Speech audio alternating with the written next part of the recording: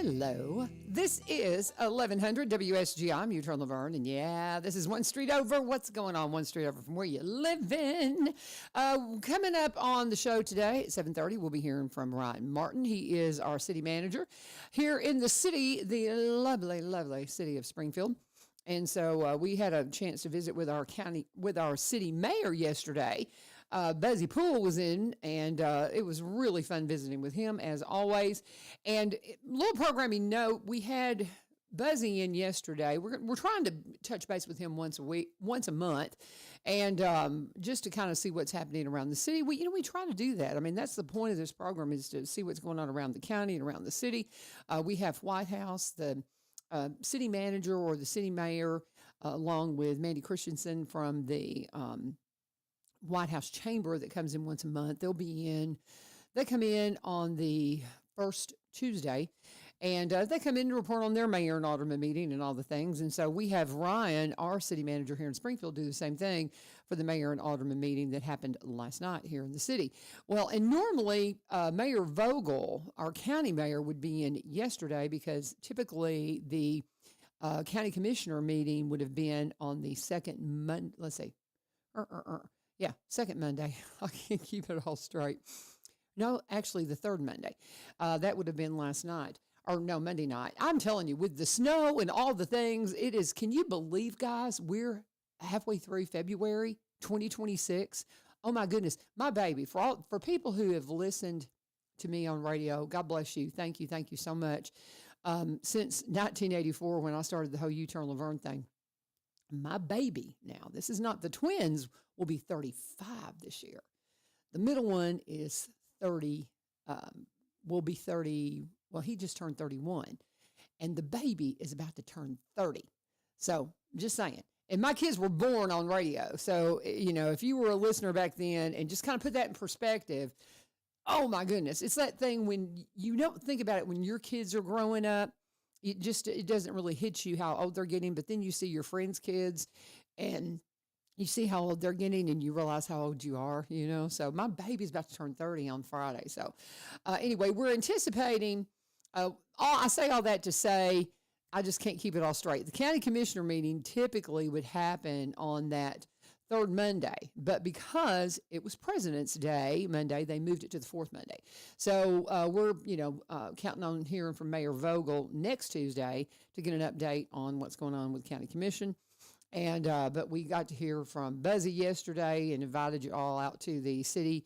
The mayor and alderman meeting. Ryan will come in and report on that at 7:30. We have a reoccurring thing we do as well during the school year. We like to touch base with all of the principals. And Jim Bellis, our communications director at Robertson County Schools, he coordinates that. And we have been working on a couple of things that we're trying to get going right now. But we had Dr. Holmes, Mary Jo Holmes, scheduled last week, but she had a conflict, so she was not able to make it. But what we did is we rescheduled her for today, and that's what we were supposed to do, but I have not heard from her, and she has not gotten here. So I'm not really sure if she's going to make it or not, but we'll see if she comes popping in here. And if she does, we'll talk to her. If she doesn't, well, you'll get to, hear what's going on in my world. And see, just kind of what's happening on my mind. I'm trying to message Jim right now saying, where's Dr. Holmes?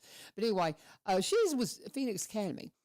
So I think that's an interesting thing because, it's just a place where they do a lot of different things, and it would be great to hear from her. And if we can't get her in here today, we'll work on getting her rescheduled again. But Dr. Holmes, again, is supposed to be popping in this morning between 7 and 7:30, and we'll see if she comes on in here, but if not, we'll have Ryan Martin will be in here to talk with us about all the things that happened at the mayor and alderman meeting last night. And if you haven't noticed, we live in just the coolest city.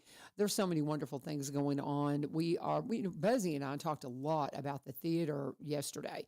There is everybody is so excited. I don't think that they really realize just how excited we are about seeing new life birthed into the theater. Because when I first got here, it was still an active theater where you could go in and watch a movie, but it was in disrepair. I mean, it was kind of rough shape. But one of the last movies I think I tried to watch there was oh my goodness, it's one of the Lord of the Rings. That's it. I knew it would come to me. Lord of the Rings, and it was the very first one, and I've never really been into all that.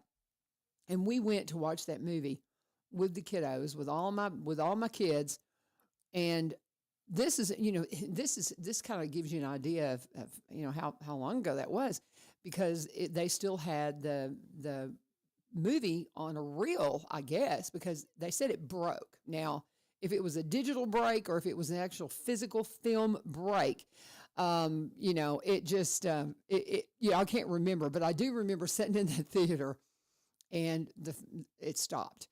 And I'll be honest with you, by this time, I'm one of these, I have a really hard time watching movies and keeping my attention. And I was already starting to nod off, and I was like, okay, I'm good. And when it didn't come back on, they basically said, well, you can come back and see it another time. And we just never could get it into our schedules where we could. So I never saw that movie. I never saw that movie. So maybe I need to pull that out and watch that one and get caught up on that stuff. But we had a great time when my kids were little going to the theater. And I love hearing from you local folks about some of your memories at the theater and the things. My friend Penny Callis over at the gallery, who does my hair, she had said that one of her first memories of the movie, of going into the theater, was to see the movie Walking Tall. And if you're not familiar with the Walking Tall movie, it is about Buford Pusser, was that his name, I think, and how he dealt with, a crime syndicate type thing, and down around the area where Freed-Hardeman University is. And if I've got this right, when I was a kid, we would go to camp at Freed-Hardeman, or we'd go to the camp that Freed-Hardeman University ran. And I think it was Mid-South Youth Camp. I'm not sure. I didn't go to that one as much as I did to, there was another one, and I can't think of the name of it right offhand. But I went to that one a couple of times, and the story was that what they used as the cafeteria, the mess hall, whatever, was the casino that was in that actual real story. But that was, that's a story that actually happened. It was, the movie was based on their life. And so anyway, and it was something that was real poignant in the religious community because they were people of faith. And so nonetheless, there was a lot of us that were allowed to go and see Walking Tall when it probably was a little more risque than what our age would really think would be appropriate. But I remember Penny saying that was one of her first opportunities to go to the movie, was to see Walking Tall. So it's going to be fun just seeing that rebirth. And if you haven't heard, they're opening it back up as a theater, a first run movie theater. I'm hoping they'll have The Chosen. That's what I'm really hoping. I would love to see the Chosen series in there. Because we're going to be, we're getting really close to the next season being released in the theaters. I wonder if it will be ready for that, because that would be amazing. If we could just go here locally and not, because that's my biggest thing. Trying to get to the movie theater, you have to travel to Clarksville or to Rivergate. And, by the time you do that and then travel home, I just don't want to. So I very rarely will go to the movie, but man, if it's here local in town again, I think I'll be hitting the theater some, because I enjoy going to the theater and getting the popcorn and doing all that. I'm super excited about them bringing that back into our downtown. And I know everybody, as they're painting the building and bringing it back up to its authentic look, I know we're all just so super excited about that, and so super excited about what's going on in our town. Again, we anticipating a visit from the Phoenix Academy principal, Dr. Mary Jo Holmes. Don't know what happened there. We were supposed to have her on last week, and she had a conflict rescheduled for today, and we have not heard from her. So I don't know. We may try to get her back in here again, but we will hear from Ryan Martin if he comes popping in here. Sometimes he's listening on the way in. If you want to come in a few minutes early, Ryan, you're welcome to do that. and we'll get you right on the air. But sometimes there's a problem too when we schedule folks. They'll look at the schedule and they'll see 7:30, and they didn't see 7 to 7:30, and they come popping in here at the same time. And if that happens, we'll just have to have her come back another time. But nonetheless, we do love hearing from our principals and just hearing all the wonderful things happening here in Robertson County Schools. It is just beautiful. We had, last night, and this didn't happen just at Greenbrier, and this may have been countywide. We have prep nights that we like to do for the kiddos that are coming, if they're coming into the high school and they're coming out of the middle schools. We love to have prep night because, it's different. They have to start picking their classes, and they have to make sure they get so much English and so much math and the required sciences and history. And they got to have art, and they have to have all these different things. They have to have a career path, which is part of the CTE program, which is the Career and Technical Education program that I'm involved with.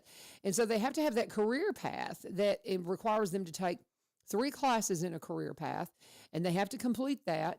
And, so they have to look at all their choices. So prep night, what that entails, the counselors, the people who help the kiddos come in and schedule their classes, they come in and they talk to these incoming freshmen, to the ones that are freshmen now that are going into their sophomore year, to just, to remind the ones that have already had a year in high school and to prepare the ones that are just coming into high school. These are the things you've got to have. It's so interesting. I have a freshman class right now for my homeroom, and their counselor will come in and tell them, say, you may have flunked this math class, but you do understand that you got to take it again. And if you continue to not pass it, that's going to limit you on the other things, the extracurricular things you're going to want to do, the classes you're going to take, the audio video classes or the ag classes or the criminal justice classes or the business classes or all these. We have cosmetology. We have all kinds of medical classes now. Just incredible programs that we have for these kiddos to learn things that are real world applicable to get them ready for jobs, get them job ready. And you miss out on those if you don't take these math classes your freshman year seriously, because you got to get it. You got to get that credit. And so they'll come in and talk to them. And that's what the prep night's about, is to make sure they understand. As much as you think you're in school forever and it's going to take forever for you to graduate, it goes super fast. And before you know it, you're going to be the senior, and you're going to be wanting to do dual enrollment. You're going to want to do the things like some of my kids are able to leave and go to work, and start making money for school or whatever they're planning on doing, getting a jump start on their careers. Those are the kinds of things that you see the upperclassmen doing. And if you want to do that, then you have to plan ahead. And another thing, this is something that I think is just a phenomenal feature here in Robertson County. And so many counties do not offer this, but we do here in Robertson. Our kids in high school have the ability to graduate with an associate's degree before they actually get their high school diploma, typically. I know that the kids that I've had an association with, they actually are handed that diploma from Austin P for their associate's degree before they physically are handed their diploma at school, because the graduation happens just a little bit earlier. And that's phenomenal. And it's something that they can get with a discount. And then if they want to use the Tennessee Promise after school, they can use Tennessee Promise towards finishing up and getting their 4-year degree. And so it's an opportunity to save an enormous amount of money on their education, to get that associate's degree right out of the, gate, and to be ready to just have that jump start into your college education. I would have loved to have had that available for my boys. Every one of them, I think, would have loved to have taken advantage of that. And, it would have been just such a blessing, because they all ended up, well, except for the one that was in the military, ended up with a little bit of student loan that they had to deal with. Even though they had scholarships and things like that, they still had some student loan they had to take care of. And anything you can do to help not have that is such a blessing. So here in Robertson County, the kiddos, They can graduate with an associate's degree as they get out of high school. And here's the thing. Lee Marie's popping in. You going to pop in and talk to me? Okay, she's going to come in and talk. Our 7 o'clock guest is a no-show, so she's going to come in and talk to me for a minute. But I do want to remind you that the reason why we have these prep nights for our high school students is so that they know that these opportunities are available. And if they want to take advantage of them, they have to do the right things from the very start and get the right classes and pass the classes so that they have all those opportunities in front of them. Hello, my friend Lee Marie. Hello, good morning. Today is a Go Show day, so Lee Marie's out running around, and she's got on I got some Agent Orange stuff to talk about. Okay, let's go. Real quick. Okay. Go for it. So we're going to be doing that vigil again on that last Friday of March. And so any high schoolers that would like to read for that, please get in touch with me. Okay. So again, that's going to be the Friday night. And then, of course, Saturday at noon is our ceremony for Vietnam Veterans Day. But also the second Monday of March, I don't know if you're aware, when Rose does the bingo at the library, Right. It's actually like an educational bingo because she has like a nonprofit or whatever come and talk about whatever their organization is doing. And then even all the bingo squares have to do with that organization. Okay. And so for the month of March, Orange Heart Medal cool. Foundation, yes. Awesome. So Awesome. I'm going to be calling bingo that day. And then also Susan Hunter is going to be coming because she has a new book out. And so she's going to be signing her book and also be doing the bingo. And Susan Hunter, if you have not followed her, oh my goodness, the story about discovering when her mother had Alzheimer's, she discovered these letters that her mother had written to a soldier in Vietnam, and she put them together in a book, and it is just breathtakingly beautiful. It is the most beautiful story, powerful story from Vietnam. And then I have not seen her second book. I need to check that out. And Lee Marie is on the board for the Orange Orange Heart Medal, and we do have our Vietnam Memorial or Vietnam Veterans Day or Vietnam Vets Day coming up that we'll observe out at the Memorial Gardens. And that's going to be the last weekend of March. Right. And people in other states, they will come in because they have discounted rooms at the Holiday Inn. Awesome. And they have a really nice reception actually that Friday night because, most people are coming in Friday. Right. So as soon as they arrive, they have like a little hospitality area. Right. They can have free dinner. And matter of fact, the public can come as well just to, thank them and hang out. And just love on our Vietnam veterans. And it is just such a wonderful tradition that we've got going here, and I just absolutely love it. Now, what time do we anticipate the ceremony beginning over at Memorial Gardens on Friday? On the Friday, I believe it's 6, but I'm going to confirm this week. We should have the flyer out this week. Okay. Yeah, because I need to know, because I really want to be there, and I've got we've got stuff at school. We're getting ready for our talent show is that Monday night, the 30th. And I think, Monday the 30th. And so we're going to be having dress rehearsal. We'll have rehearsals on the 27th, but I can get it wrapped up in time. And then can I tell people about a couple events that are happening tomorrow? Okay, so tomorrow's Thursday. And so it is the third Thursday. So the Good Morning Robertson County, I know the Buzzy talked about it yesterday, but I still don't see a lot of people going to that. So I want to see more people because you get an update from Buzzy, you get an update from Billy, you get an update from the chamber, and it's all within like 30, 35 minutes, and there's free food. And I have no idea why not more people go because it is so informational. I mean, I hear about events ahead of time when I go to that. Yeah. And, I'm always looking for the events. Now, an awesome event that's happening tomorrow night in Greenbrier at Ebenezer Tribute Quartet. And they are so good, so entertaining, just so uplifting, so you will be inspired.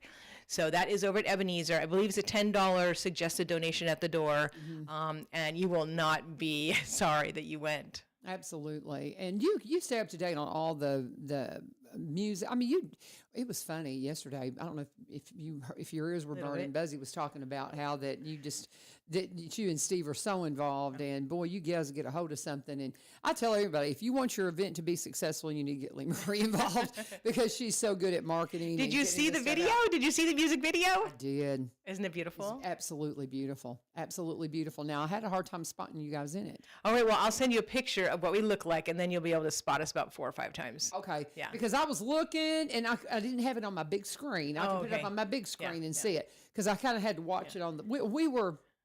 I think I was watching it in the car when we were driving back from Jackson the other day. And I'm so excited y'all got to do that because it was so much fun. I couldn't remember King and Country's name, and I'm so sorry because I love them so much.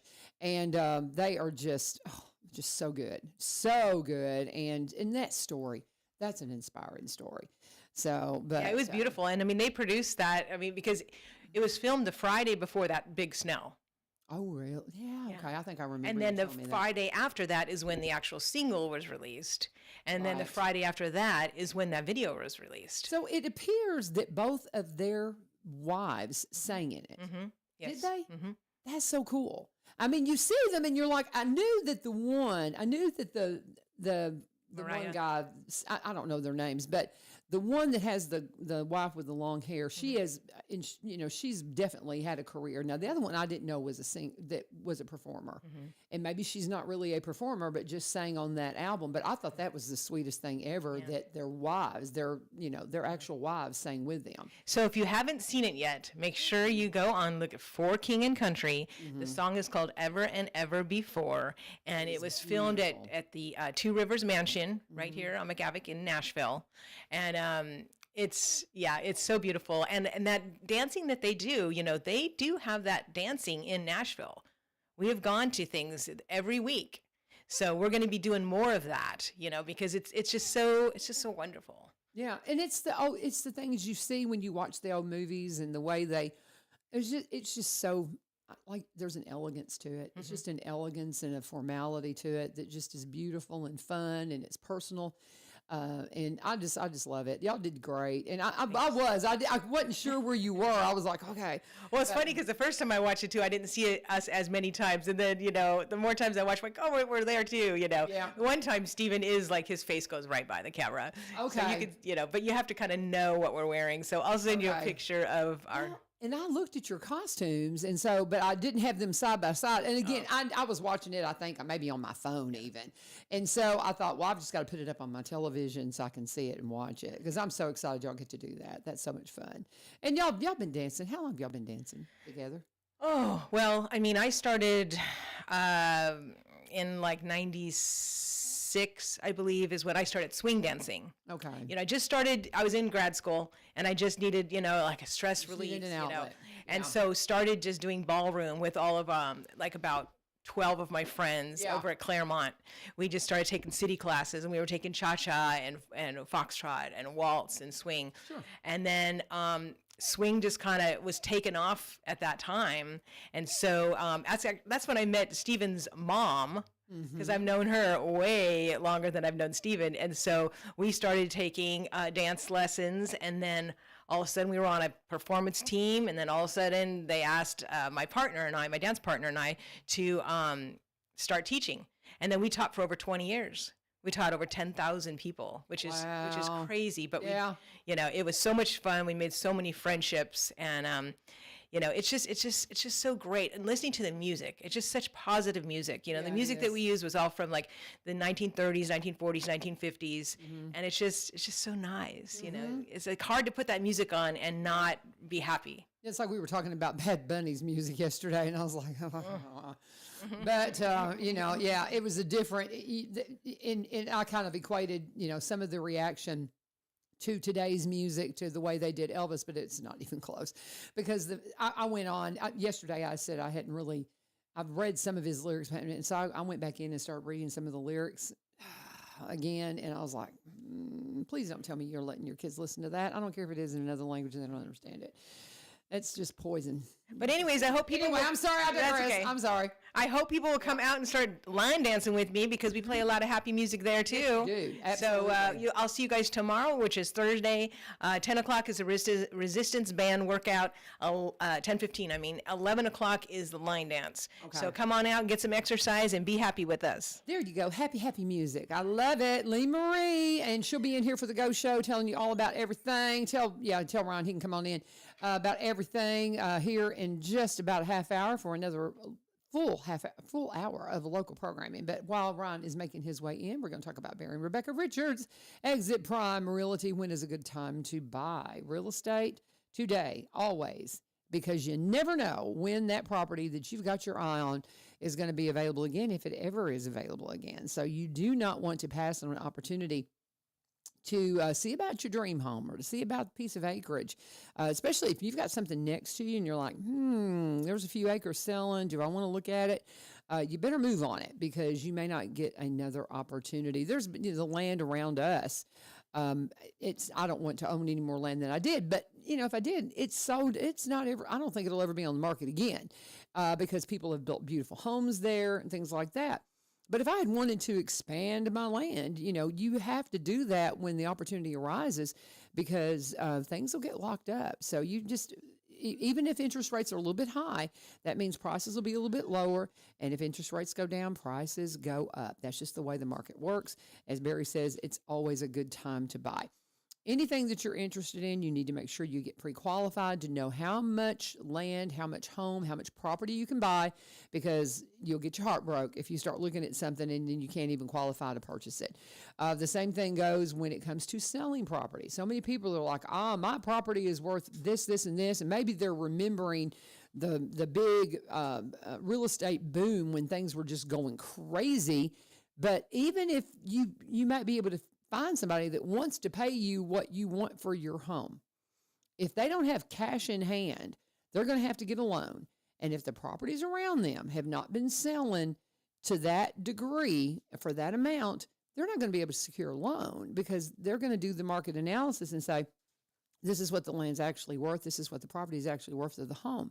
And so you got to work all that stuff out before you come to the table, either buying or selling. And if you want to be a realtor, of course, Barry and Rebecca would love to mentor you and get you into the game as well. You can contact them. Barry is a broker here in Springfield. Rebecca is the agent in White House, that together they put their offices together and brought you Exit Prime Realty. Her broker, though, is over in the White House office and can still broker deals in Kentucky. Not everybody can do that because they've changed the Kentucky laws. So keep that in mind if you're interested in deals in Kentucky. They do specialize in Robertson County, also buy and sell in the surrounding counties and across the state line in Kentucky. Like myself, they're originally from Kentucky, but they reside here in Robertson County and have for 30 years up in Cross Plains. They're local. They're great. You're going to love working with them. They're great friends and great friends of this program. We appreciate them a lot. Reach out to them at sellwithbecky.com, sellwithbecky.com, or by BUY, robertsoncounty.com, or you can call them at 615-504-7424, 615-504-7424, or 7425. Always let them know U-Turn sent you. Ryan Martin's in the house. Hello, hello, hello. How are you doing? I'm doing great. How are you doing? I'm doing great. Good. It's a good day. It's a good day. It's a good day. There's no snow and ice on the ground. And it's going to be like 70 tomorrow. Can't wait. I know. I'm here for it. I know.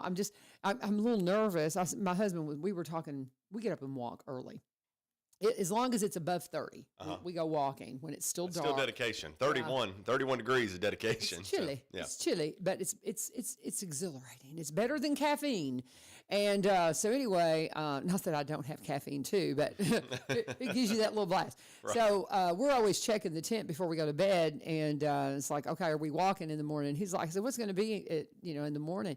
And he goes, 60. I'm like, no. I said, okay, are there storms coming in? Because that's the thing you start looking at. Right. That cold and warm air start meeting. I said, ooh, that makes me nervous. Mm-hmm. But the winds were up a little bit over the last 24 hours, and they're still a little bit high. But I don't really see any terrible storms on the horizon. It's just kind of a nice little kiss of spring coming in. So I love it. I'm ready. I'll take it. Yeah, me too. Have you been watching the Winter Olympics? Are you a Winter Olympics fan? I'm not much for watching sports at all on really? TV. Anything? No, Gotcha. I'm not much of a, I tell everybody, if I got a dog in the race, if I knew somebody that was skiing and doing all that, I'd be going, if I could, if I really had a connection to somebody, then I can cheer them on. Like I can go and cheer on the kids at school and all those things. But if I don't know them, I just have a real hard time getting into it. So, yeah, my husband loves to watch it, though, because he's from the North Country. They even do the ski jump. There's a ski jump in his hometown. It's a qualifier for the Olympics. They're getting ready to do that. As a matter of fact, it's insane. Wow. They come. I mean, the ski jump, when you see it without snow on it, you think people actually come down, because we visit it all the time. We go up there, and they'll be doing that pretty soon. Really? And yeah, it's right there in his home. I guess it's Iron Mountain, not Norway, because he's from Norway, and I think it may actually be in Iron Mountain. up in the Upper Peninsula, Wow. where he's from.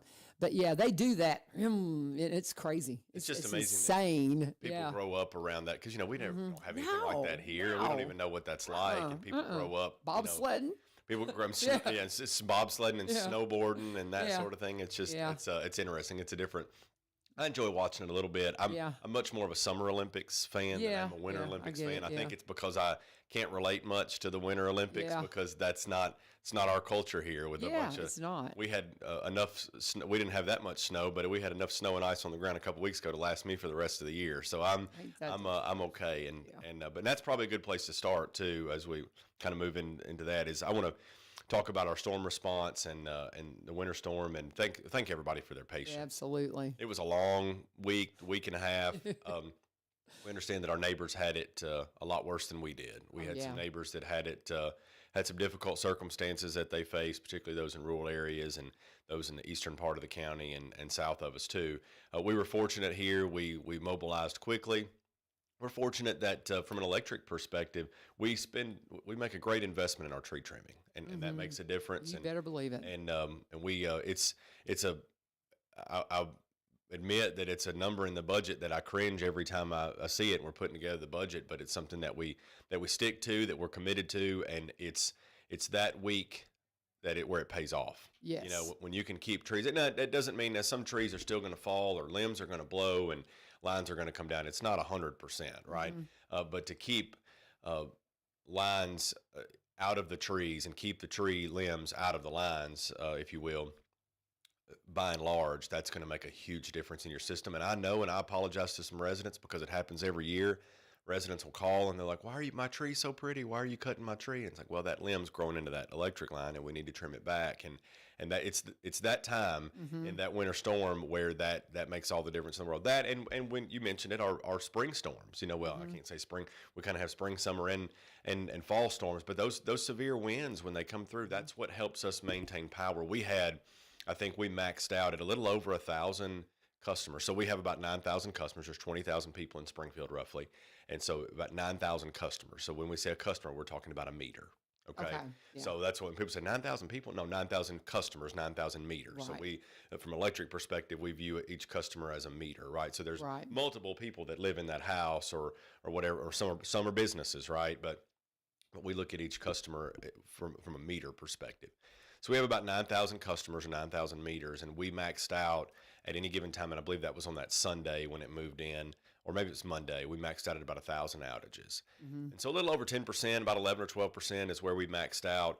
We had most of those back on within a few hours. We had some incidental, some that had some particular damage at their service that had to be fixed. But by and large, we had everybody back on within a few hours. And so I want to give credit to our electric department and we had our contract crews and our contract tree trimming crews here on standby to be able to mobilize because we were prepared and expected what was going to happen, when they're calling for ice. And nobody ever bought into the 25 inches of snow or whatever. That was a lot of internet fodder and that sort of thing. But from the National Weather Service, the Nashville office, where we kind of rely on, because that's what we tell people all week.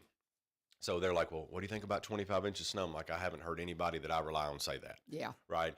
We can't forecast shop. We can't shop different forecasts, the ones we like and the ones we don't like. So we pretty well stay consistent. We work with our local EMA, Blake Pierce, and the National Weather Service Nashville office is kind of that's where we gear our preparations around. And so we don't, because we know that they're not trying to make a profit or get clicks and likes and shares or whatever folks on social media or the internet are doing. So they're pretty reliable, pretty consistent, and what they said was going to happen happened. There was a lot of uncertainty early in the week, but the things people kept saying, what are we going to do about 25 inches of snow? I saw that on Facebook. Well, congratulations, but I don't think that's going to happen. But so it was one of those things where we prepared well. We kind of expected, based on what we were told from the National Weather Service, what was going to happen, and had folks on standby and were able to mobilize quickly. So I'm really proud of our folks for preparing. We had a lot of departments that worked. Our Public Works Department does not get enough praise. The electric folks always get praise, and they deserve it. Okay, but our Public Works folks are the ones that go unnoticed because we did miss Monday and Tuesday with sanitation collection. But even with ice on the ground, our Public Works Department kind of works hand in hand because they do sanitation in streets. So they're pulling double duty, trying to get streets clear and trying to pick up garbage and get folks garbage picked up. And it was a long week for them, a lot of hours put in, but I appreciate everything that they did. Our fire and police departments, of course, they don't get to go home, and they had to navigate some dangerous conditions to get to people that were calling because, heart attacks still happen, and people things still happen. Calls for service will still happen, and then our water and wastewater treatment plants are still operating out there by you, and the water treatment plant as well, to make sure that people can still keep living in the meantime. So a lot of effort goes into it. Just really proud of our staff, and I appreciate the patience from. It was a difficult weather event. It seems like there are no easy ones when it comes to snow and ice, but this one was unique in that it came in snow and then ice and then snow, and so getting those layers. It was layered. I don't know if people. I know my driveway. In my driveway, I was still trying to cut through layers, and I would get a layer, and then I'd have another layer to work through. And I had a couple people ask, and it's kind of funny because people. It's okay that they don't maybe know what goes into it, but they said, "Well, I just don't understand. You need to tell your people that I saw them ride down my street, and they were spreading the salt, but the plow was up. It wasn't even engaged. He forgot to engage the plow." And I said, "Ma'am, a rubber plow doesn't do much on ice except make it really slick. So we need to, a metal blade is different. We use a metal blade to try to scrape up, but a rubber blade would just apply. It's good for snow. It's good for the mush. When the salt activates and mushes it up, then we can clear that with a rubber blade. But a rubber blade doesn't do much on ice except make it slicker. So, make it like an ice rink. That's right. So anyway, good stuff. I know some people fared worse than others, and again, we have a route system, an A route and a B route that we go when we go to clear, and that's based on traffic counts and density of how many customers and citizens are affected. And so working on the A route and then the B route, and then we move to sanitation routes. So on the side streets, we're like, well, my side street didn't get touched for, it was based on sanitation route at that point. And so the A route and the B route, your main thoroughfares take a little bit longer, and took a little bit longer than we wanted them to, but that's okay. We made it, and ultimately what we really needed is Mother Nature to help us out and the Lord to warm things up for us, and He finally did, and that helped to go away too. And that's the thing that people don't understand. My husband and I have always bragged, we're like, well, that's one thing about living down past the wastewater plant is that road gets taken care of, much quicker. This time, not so much because of the ice. That's right. You just couldn't do anything with it. That's right. And that was the thing a lot of people didn't understand is because the sun did not shine. You need the sun to shine in a certain temp for that salt to do anything. That's right. And there's just sometimes just nothing you can do. That's right. Except just wait, like you said, for the Lord to warm it back up, and He finally did. But it was something else. Now I don't think any of us want to relive that anytime soon. I heard somebody say that it was, and I remember the ice storm in '94. I was a kid then, but they said it wasn't as bad as '94, but it was the worst since '94 for our area. And this is something that I've mentioned a few times. Is I had just moved here, and we got here in '92. So my twins, I don't guess I was expecting my third one yet, but they were 3, and so. We had generators because we were roofing contractors. We had no problems. We had power without any problem, but we had cords running around a bunch of toddlers. The thing was, I don't remember it staying cold. So while we had the breakage like that, I don't know that we had it as bad as they did in Nashville, but we had enough breakage that we didn't have power for 2 weeks. Wow. And that's because we were down there at the end of the road by ourselves. They got to the plant and got that going, but we were a separate entity down there by ourselves. And so, and we were okay. So, but I don't remember it being 2 weeks of frigid cold that I couldn't keep my family warm. Right. That's what was so hard to hear, are these ones that had no power, no way to heat their homes. And it's just like one of the schools, White House Heritage, we lost a cooling tower because they had no heat in the building because they didn't have any power, and it froze. Wow. And a very pricey, thing that was lost over at the school. Just different things like that. And we got concerned. One of my good friends, her property is just across the Robbins County line in Davidson, and her power was down for, it was an extended period of time. And no heat, no gas at all. And so we got really concerned about her pipes. It was okay, so she didn't lose any pipes. But, I talked with Ace. She was in here with United Way week before last, and we were talking about the damage to lines in houses that had no heat. That's exactly And so right. that's another aspect of it. I mean, there's still so many people trying to recover from this. Oh, and it's going to be a while. Yeah. Absolutely. Yeah. You're right. I think that was the hardest part, is the fact that it didn't warm up. You know, a lot of times that stuff stays around for a day or two and then it's gone. But we were a week later, and if your street was shaded, you're slick as glass. It was still covered. Yeah. That's tough, because you really need help from the temperature and from the sun to make something work, unless you have a metal blade that can really just work on that area. And that's what made it really tough. And it was very concerning for some of those folks.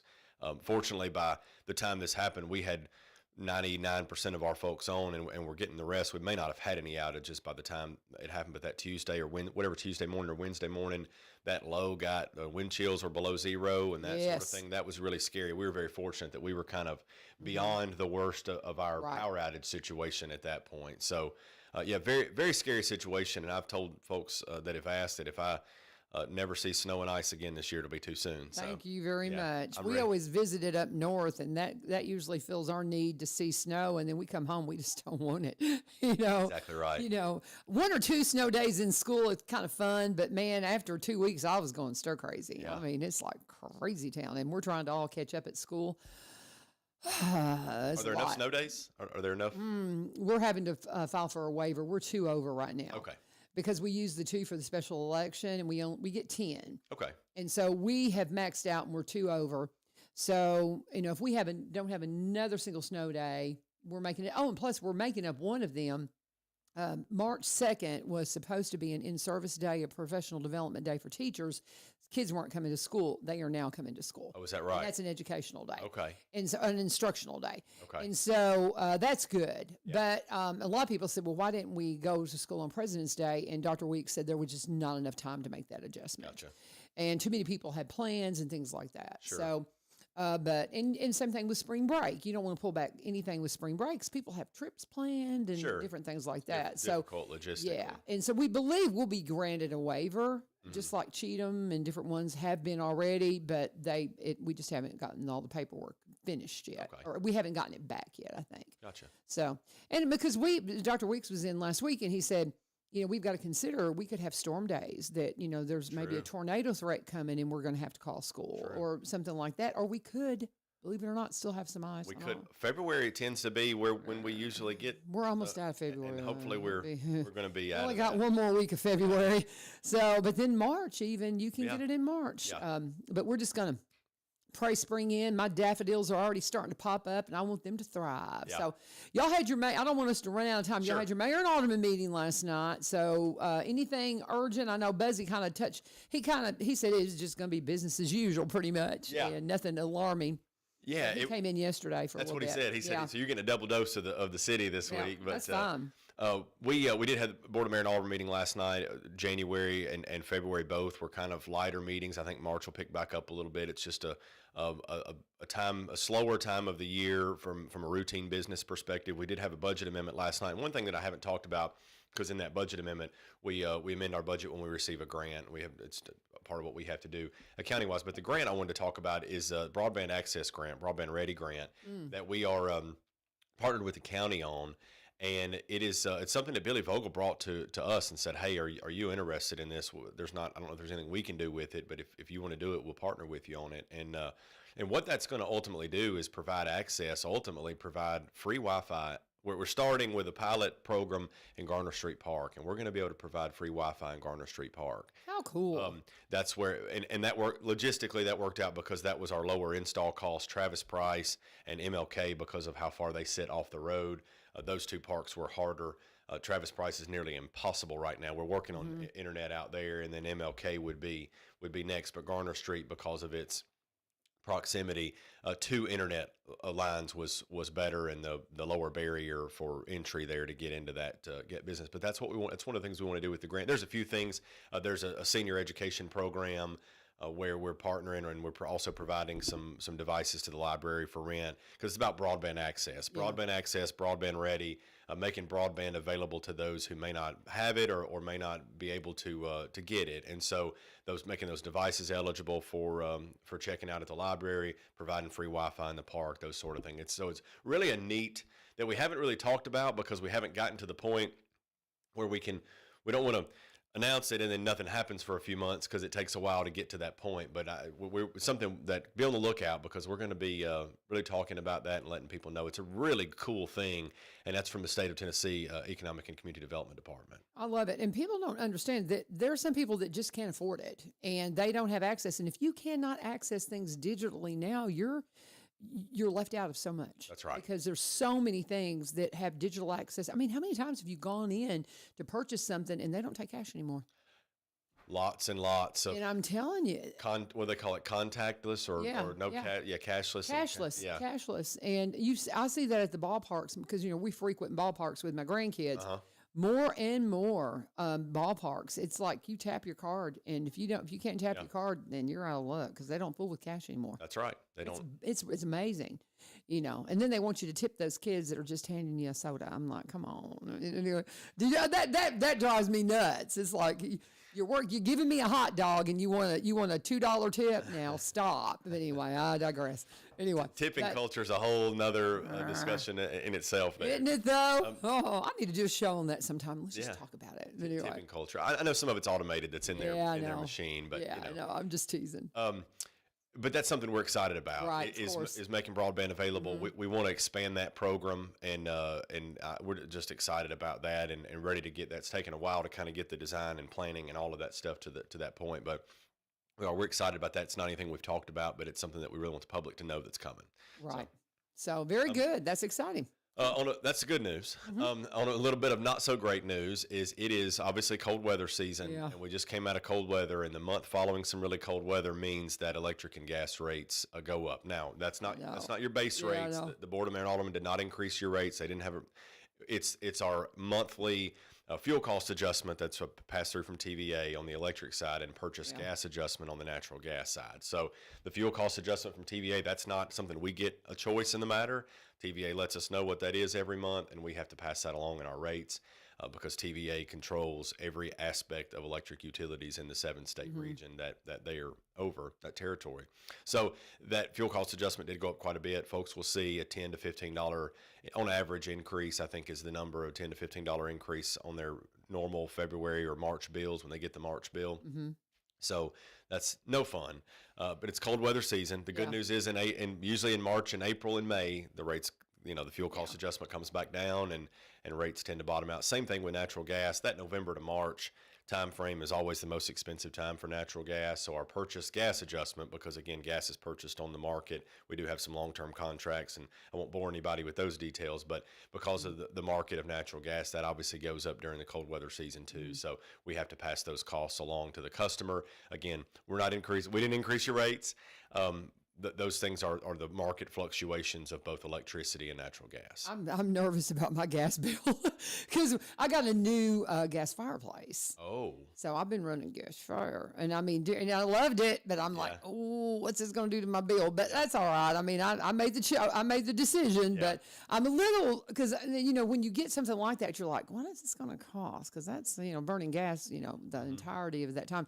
And it's lovely, but there's a cost, and so I'm kind of anticipating my gas bill for the last month. We'll see, but I think the gas bills will be, so folks that had high gas bills, if they remember I think it was 2023 or 2024 when gas shot up. I think whenever the conflict in Eastern Europe broke out, natural gas went to like $8, and gas bills went through the roof. And now, I mean, gas is back down to a reasonable level now. It's $3 or $4, and hopefully it'll go back down to under $3 here in a couple months. But but the natural gas, and I'm talking about natural gas when it went to $8 a couple of years ago. It was very, very expensive natural gas.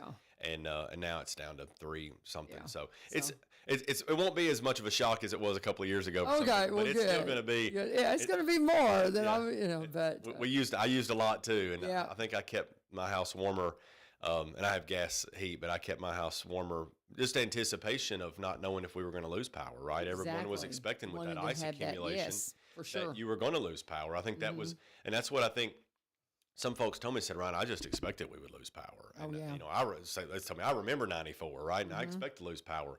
Fortunately, most of our customers didn't, but some did. And I think that's an expectation. Then you have some that were like, why'd my power go out? What are y'all doing? Why'd my, you know, it's like, well, there's about a third of an inch of ice out there on those tree limbs and on those lines are coming down. Yeah, so, but anyway. We did update our service practice policy for utility services on a first reading, so it's not final yet. There's some language cleanup in there. There's some modernization of some fees on service charges that were outdated. Nothing crazy. One went from $20 to $30, and that's just because it costs more. And when you need a reconnection, other customers shouldn't have to pay for your reconnection, right? That's sort of that simple. But one of the primary things that is beneficial to customers, if you've ever had a water leak or know anybody that has had a water leak, those can be catastrophic, right? Those bills, because that water goes through that meter, and if your service line is leaking on your side of the meter, that's the customer's responsibility, right? And I mean, we've seen bills of $2,500, $3,000, and we never had the ability to offer a payment plan. Yeah. It was basically pay, or we know we do offer an adjustment. There's a 25% adjustment to that. That's kind of like a courtesy adjustment, but we never had the ability to offer an installment plan. It was basically it's on your next bill. If it's not paid, it's, you're subject to being cut off, which is really tough for, senior adults, those on fixed incomes. Really, really tough for certain people, for people, that are maybe going through a transition and working and that sort of thing.